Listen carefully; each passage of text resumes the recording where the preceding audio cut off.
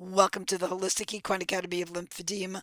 I'm Teresa Mueller, and today is Tuesday, August 18th, 2026.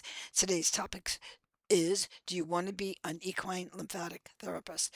We do a summary of the last 6 weeks. You've been on a journey of possibilities and you may not even known it. And I am honored that you have been here. I'm very excited that I'm changing lives, I'm changing viewpoints, and that's what it means to me. That's the whole thing. So I want you to join me tonight to review everything we've done. What does it look like for you as a therapist? What can you expect? So join me at 7:30. 8:30 Eastern Time. You can haven't signed up. You still can sign up at the link below.